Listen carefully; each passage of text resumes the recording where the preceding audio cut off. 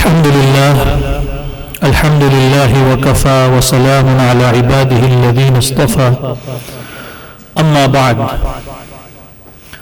أعوذ بالله من الشيطان الرجيم بسم الله الرحمن الرحيم وفي ذلك فليتنافس المتنافسون وقال تعالى فاستبقوا الخيرات صدق الله العظيم. محترم مکرم حضرات، علماء کرام، مختلف اداروں سے تشریف لائے ہوئے سرپرستان مساہمین اور مساہمین مسابقہ، مناسب سمجھا گیا کہ مسابقے کی نشست ختم ہونے پر مسابقے کے تعلق سے کچھ تاثرات پیش کیے جائیں۔ کل جو پروگرام ہونے والا ہے اس میں اکابرین کے بیان ہوں گے، طلباء کا پروگرام پیش کیا جائے گا، اس لیے اسی مجلس میں چند باتوں کی طرف توجہ کرنا ہماری ذمہ داری بنتی ہے۔ آپ تمام حضرات اہل مدارس ہیں، ہم بھی مدرسے سے منسلک لوگ ہیں، سب ایک ہی گھر کے افراد ہیں، اس لیے کوئی قابل اصلاح چیز اگر سمجھ میں آئے تو اس کو کہنے میں اور اس کو سننے میں اور قبول کرنے میں کوئی جھجک محسوس نہیں ہونی چاہیے۔ الحمدللہ کل صبح سے ہم لوگ مسابقے میں یہاں مسجد میں پہلی اور دوسری فرا کا مسابقہ، جس میں قرآن کریم، مکمل قرآن کریم حفظ اور 20 پارے کا مسابقہ منعقد ہوا۔ اس میں کئی سارے احباب یہاں آئے، بیٹھے، سنے، چلے گئے، پھر آئے، پھر گئے، اور یہ مجلس اسی طرح جو ہے فجر سے کل صبح سے چلی تھی 9:30 بجے سے، تو ابھی اپنے انتہا کو پہنچی ہے، اور فرع اول میں تقریباً 50 طلباء شریک تھے، جس میں سے چند طلباء کے سوا سبھی حاضر تھے، اور فرع ثانی میں 37 طلباء شریک تھے، جس میں سے کچھ حاضر نہ ہو سکے، باقی سب نے اپنی اپنی محنت کا مظاہرہ کرنے کی کوشش کی۔ اللہ تعالیٰ ان تمام آئے ہوئے طلباء کو، مساہمین کو خوب ترقی عطا فرمائے، اور قرآن کریم جیسا پڑھنے کا حق ہے ویسا پڑھنے کی اللہ ان کو توفیق دے، اور اس کے لیے ایسا ماحول اور اسباب مہیا کرنے کی اللہ ہم سب کو توفیق دے۔ دیکھیے، مسابقہ جو ہوتا ہے یہ ہمارے بچوں کی جو خابیدہ صلاحیتیں ہیں اس کو اجاگر کرنے کے لیے ہوتے ہیں۔ مسابقہ اس لیے منعقد نہیں ہوتا کہ بھائی 100 مدارس شریک ہوئے، جس میں سے پہلا فلاں مدرسہ آیا اور باقی مدرسے والے پہلے نہیں آئے، نہیں، یہ مقصد اس سے پہلے بھی نہیں تھا اور آج بھی نہیں ہے اور آئندہ بھی نہیں ہو سکتا ہے۔ اس کا مقصد ایک ہی ہے کہ جتنے طلباء یہاں شریک ہوں گے تو ان تمام طلباء میں اللہ تعالیٰ نے جو صلاحیت چھپا کے رکھی ہوئی ہے، جو وہ اپنے ادارے میں رہتے ہوئے اس کو ظاہر نہیں کر سکتا، یا کرتا بھی ہے تو اتنے بڑے پیمانے پر اس کا اظہار نہیں ہو پاتا، تو مسابقے کے پلیٹ فارم سے اس طالب علم کی جو اندرونی صلاحیت ہے، پڑھنے کی صلاحیت ہے، تقریر کی صلاحیت ہے، خطابت کی صلاحیت ہے، وہ اجاگر ہوتی ہے، اور خود طالب علم کے اندر ایک جذبہ پیدا ہوتا ہے، ایک شوق پیدا ہوتا ہے، اس کے دل میں ایک نیا ولولہ پیدا ہوتا ہے کہ مجھے کچھ بننا ہے، میں یہ بھی کر سکتا ہوں، یہ بھی کر سکتا ہوں۔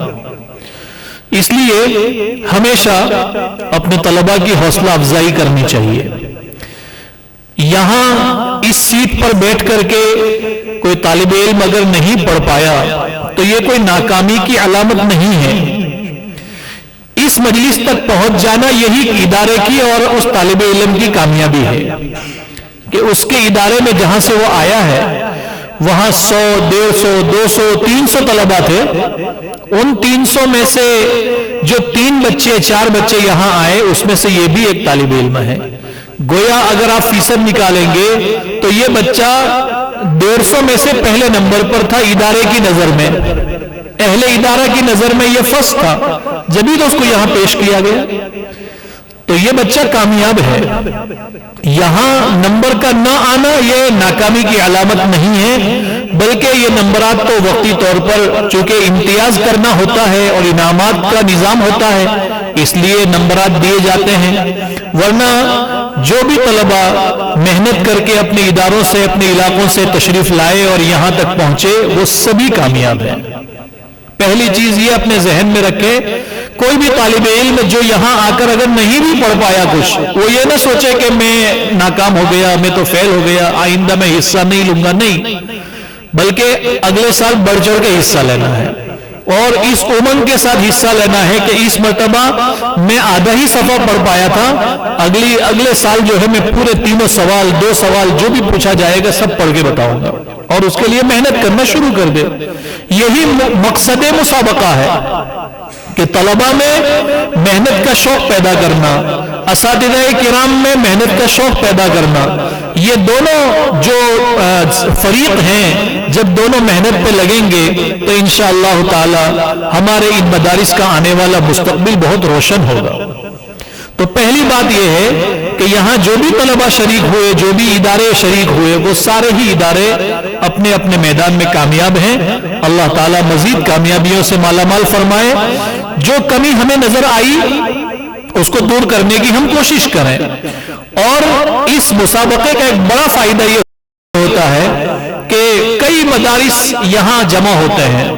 ہر مدرسے کے ایک دو استاد بھی یہاں تشریف لاتے ہیں اپنے بچوں کو لے کر کے. تو یہ ایک بہت بہتر موقع ہوتا ہے تبادلہ خیالات کا. تعلیمی جو نظام ہے, تربیتی جو نظام ہے مدرسوں کا, تو اس کے تعلق سے باہم ایک دوسرے کے ساتھ تبادلہ خیال کرنا اور ایک دوسرے سے اچھی چیزوں کو اخذ کرنے کا یہ ایک ضروری موقع ہوتا ہے.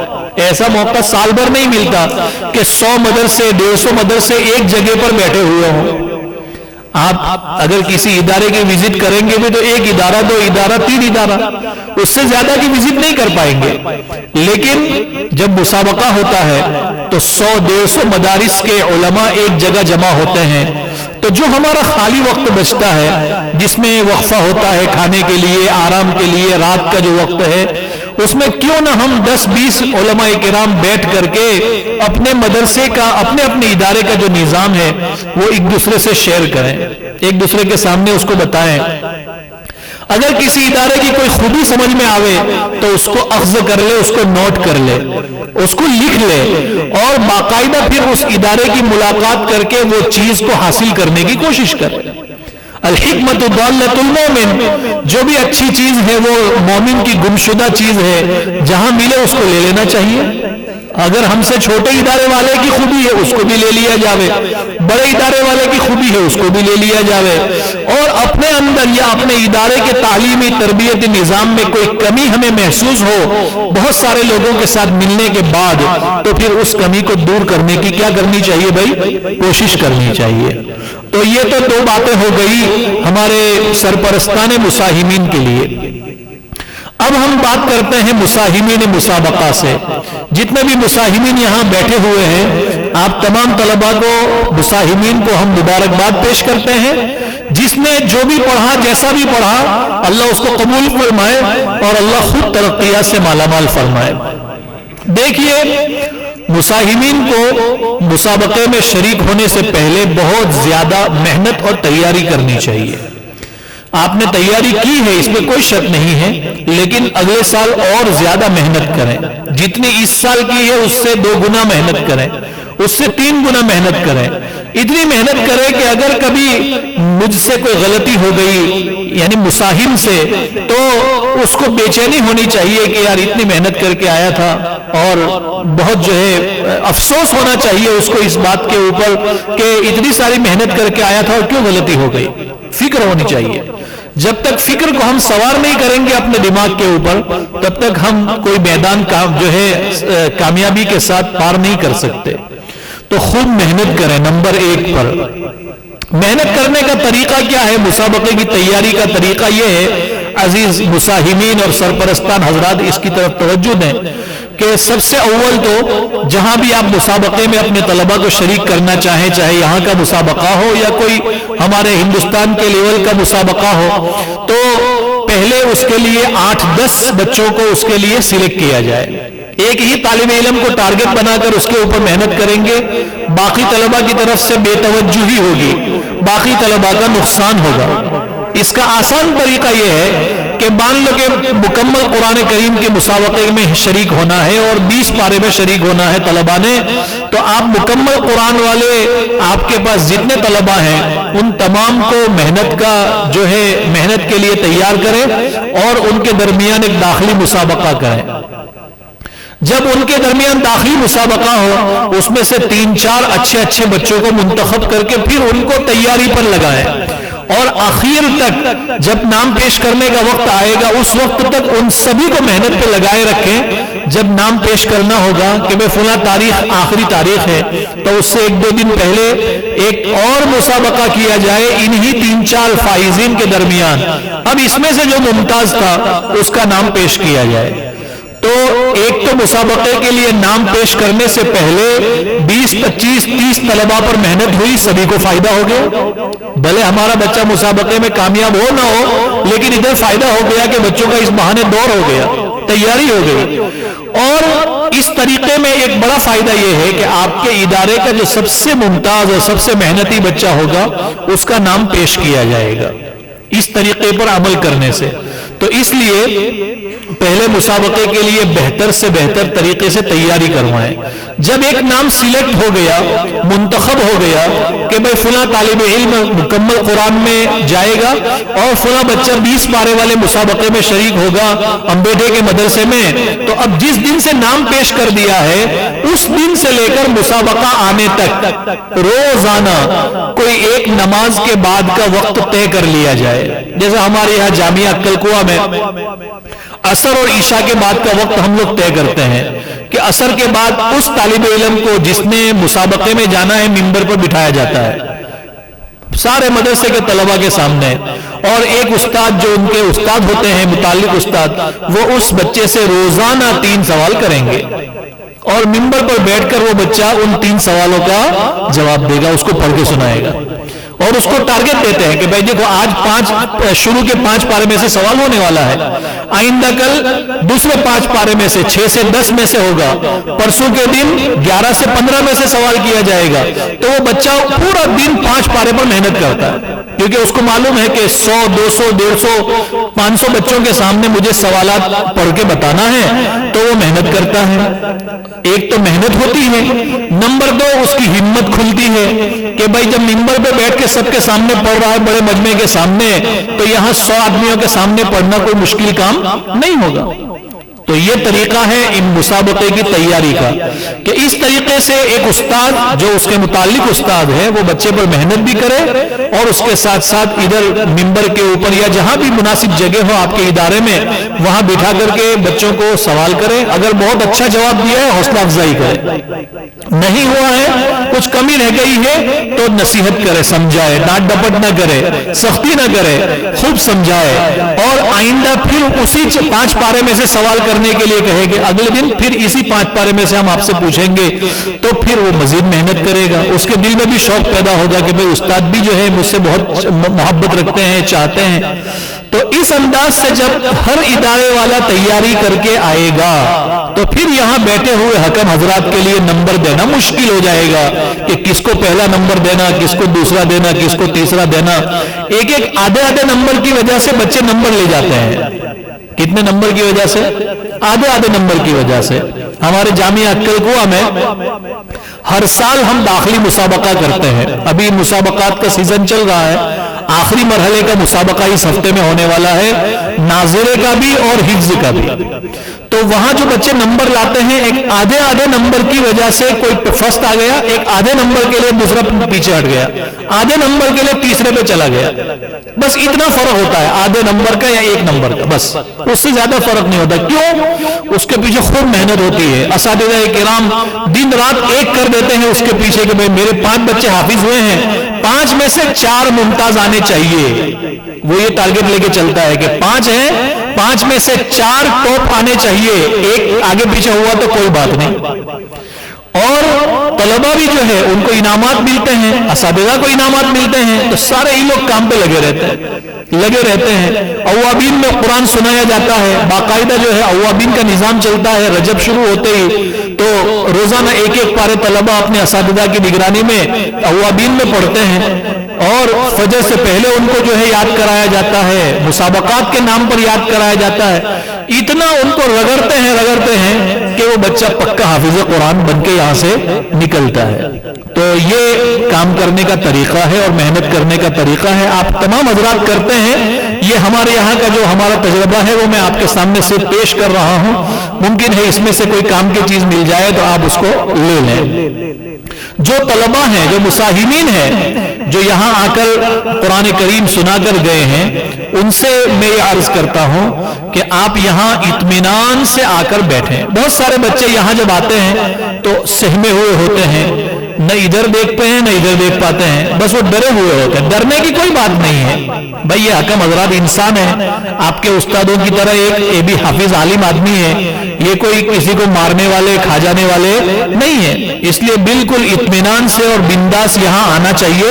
یہ مائک جو ہے سیدھا کرنے کے لیے ایک آدمی کو کھڑا کرنا پڑتا ہے کہ بھائی اس کا مائک آگے کرو پیچھے کرو، کچھ نہیں، آپ خود یہاں بیٹھیے اطمینان سے، میں ایسے بیٹھا ہوں، پیچھے ہے آگے لو اس کو، اگر میں چھوٹا سا ہوں تو اس کو اور پیچھے کر دو، اپنے ہاتھ سے کرو۔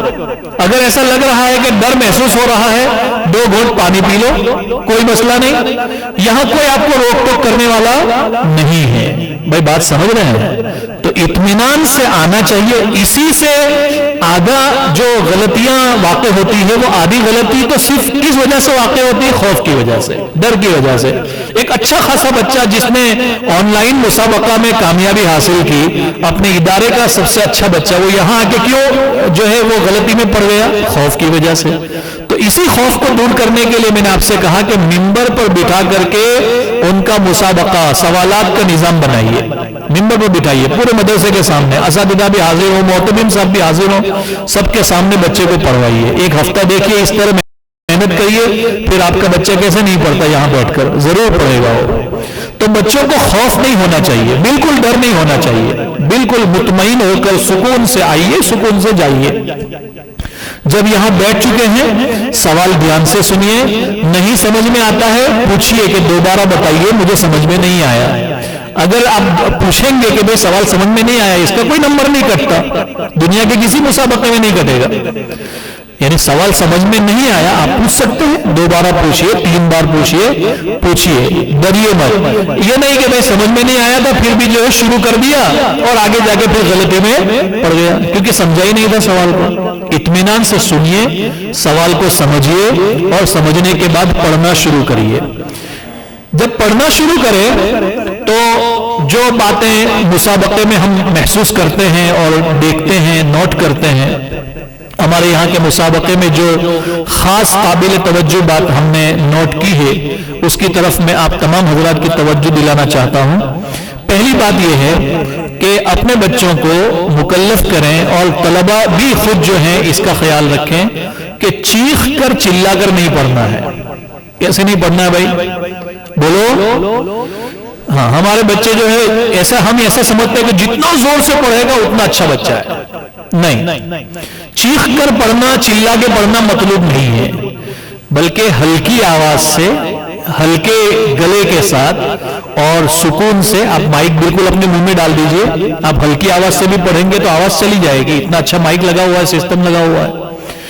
زور لگانے سے کیا ہوتا ہے کہ آدھے صفحے کے اندر ہی آدمی تھک جاتا ہے۔ بعض طلبہ کو ہم نے دیکھا پسینہ آ گیا، اتنی سردی میں پسینہ آ رہا ہے، کیوں؟ کہ وہ اتنا زور لگا رہا ہے بیچارہ پڑھنے کے اوپر کہ پسینہ آ رہا ہے اس کو۔ تو زور نہیں لگانا ہے، بالکل سکون اور اطمینان سے پڑھنا ہے، ہلکی آواز سے پڑھنا ہے۔ اور جتنی ہم توجہ پختگی کی طرف کرتے ہیں، کس کی طرف توجہ کرتے ہیں بھائی کہ غلطی نہیں آنی چاہیے، بھول نہیں پڑنی چاہیے، اس سے زیادہ توجہ ہمیں صحت اور ادائیگی کی طرف کرنے کی ضرورت ہے۔ کس کی طرف بھائی؟ ہاں، بعض بچوں نے بہت اچھا پڑھا، ماشاءاللہ بہت اچھا پڑھا، بہت کم ان کی اٹک آئی ہوگی یا غلطی آئی ہوگی، لیکن صحت اور تجوید کے اعتبار سے اچھی خاصی جو ہے کمزوری پائی جاتی ہے اس بچے میں۔ تو صحت کے اوپر خوب دھیان دیا جائے، کہاں حرف پر ہوتا ہے، کہاں باریک ہوتا ہے، کون سا حرف کس طرح ادا کرنا ہے۔ جیسے ہمارے یہاں ایک مشہور غلطی ہے کہ ہمارے بہت سارے طلبہ بات کو ز پڑھتے ہیں۔ کیا پڑھتے ہیں؟ ارے بولو بھائی، ز پڑھتے ہیں۔ عربی زبان کے اندر ز نام کا کوئی حرف ہی نہیں ہے، زا ہے، باریک ہے، وہ زا پر نہیں ہے۔ اردو زبان میں ہم جو بولتے ہیں ضروری ہے، ضرورت ہے، وہ اردو زبان ہے۔ اردو زبان کا ایک اپنا لہجہ ہے، ایک اس کی ادائیگی ہے۔ قرآن کون سی زبان میں ہے؟ بلسان عربی مبین۔ لہذا ہمیں ایک مثال کے طور پر میں عرض کر رہا ہوں کہ جیسے ضاد ہے، یضربون فی الارض یبتغون من فضل اللہ، اس میں دو ضاد ہے، تو اس کو بہت سارے بچے کیا پڑھتے ہیں؟ یضربون فی الارض یبتغون من فضل اللہ۔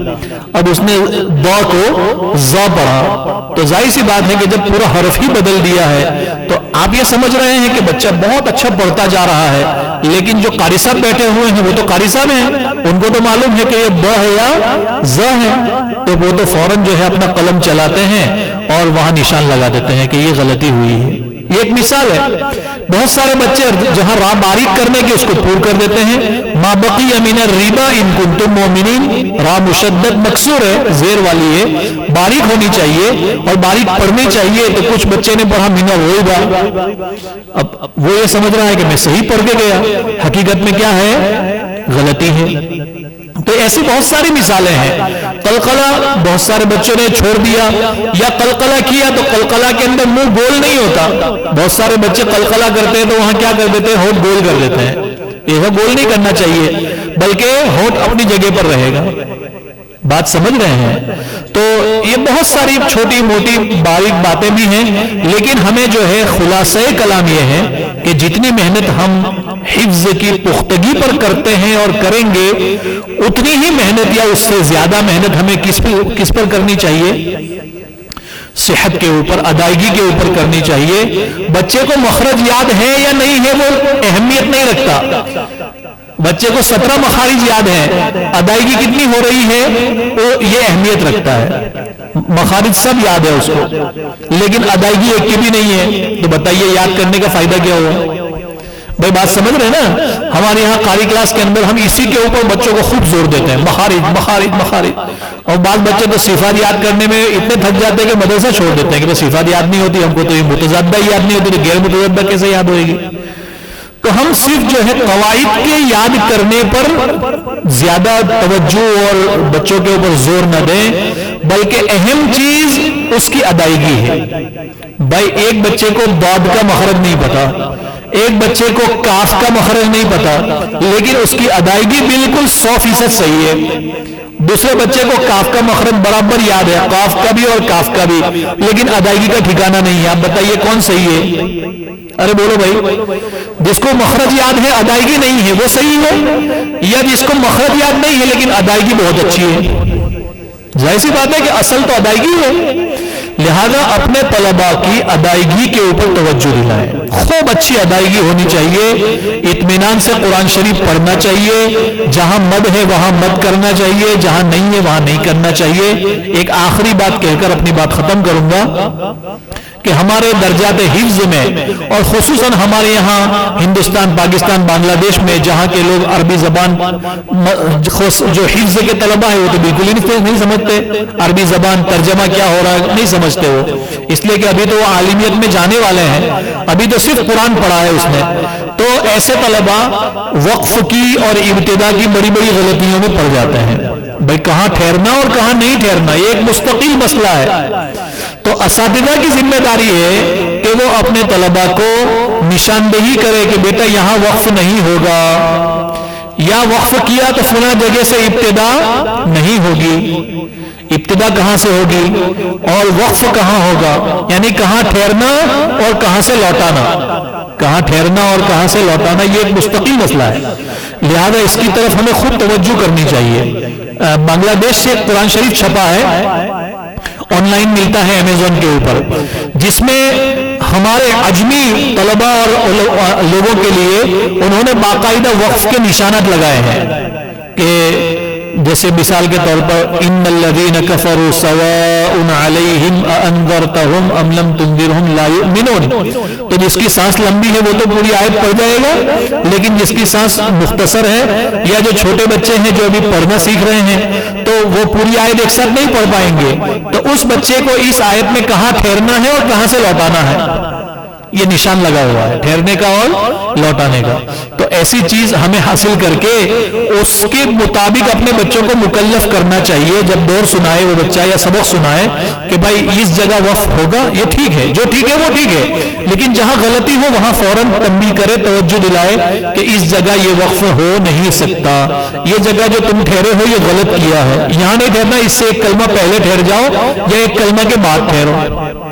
اسی طرح مسئلہ لوٹانے کا ہے کہ کہاں سے لوٹانا. بعض طلبہ ایسا کرتے ہیں کہ ایک لفظ ہے اس آدھے لفظ کو چھوڑ کر کے پیچھے والے سے لوٹاتے ہیں. وَلَوْ شَاءَ اللَّهُ لَذَهَبَ بِسَمْعِهِمْ وَأَبْصَارِهِمْ. تو بعض بچے ایسا کرتے ہیں کہ شاء اللہ سے پڑھنے کے بجائے اللہ لذهب پڑھتے ہیں. کیا پڑھتے ہیں؟ شاء کو چھوڑ دیا، صرف آ کو لے لیا، یعنی ایک لفظ میں سے دو حرف ادھر کر دیے، دو حرف ادھر کر دیے، ایک حرف ادھر کر دیا. یہ بہت بڑی غلطی کہلاتی ہے صحت اور ادائیگی کے اعتبار سے. بہرحال اللہ تعالیٰ آپ تمام حضرات کی اور ہم تمام کی کوششوں کو قبول فرمائیں. یہ ساری محنتیں اسی لیے ہوتی ہے کہ جو کمزوری ہے وہ سامنے آئے اور اگلے مسابقے میں اگلے پروگرام میں ہم کوشش کریں تمامی اہل مدارس کہ بھائی جن باتوں کی طرف توجہ دلائی گئی ہے تو ان چیزوں کی طرف خوب توجہ کریں گے. کوئی کمزوری اگر باقی ہے تو اس کو دور کرنے کی کوشش کریں گے. دوسرے طلبہ کسی مدرسے کے بچے کی بہت خوب تلاوت ہوئی، بہت اچھا پڑھا اس نے، اس کے سرپرست سے فوراً ملاقات کرنی چاہیے کہ بھئی یہ بچہ کون سے مدرسے کا، معلوم مجھے فلاں مدرسے کا، کون آیا ہے، تو اس سے ملاقات کرو. بھائی آپ کے بچے نے بہت شاندار پڑھا، آپ کس طرح پڑھاتے ہیں اپنے بچوں کو، کیسے سبق یاد کرتے ہیں آپ کے بچے، سبق پارا کیسے سناتے ہیں آپ کے بچے، دور کس ترتیب سے سناتے ہیں، کتنا سناتے ہیں، کتنی دیر دن میں آپ کے یہاں تعلیم ہوتی ہے. یہ ساری چیزیں اس سے جانکاری لے لی جائے، اس لیے کہ اسی طرح ایک دوسرے کے ساتھ بات چیت کرنے سے اچھی اچھی چیزیں نکل کر سامنے آتی ہیں بغیر کسی خرچے کے. بغیر کسی خرچے کے لوگ جو فکر مند لوگ ہیں وہ تجربہ کار لوگوں کو پیسے دے کر ملاتے ہیں. ہمارے یہاں ایک مدرسے میں ایک مولانا ملے، ہمارے دوست ہیں، وہ کہنے لگے کہ میں نے کشمیر سے ایک مولانا صاحب کو بلایا تھا ابھی.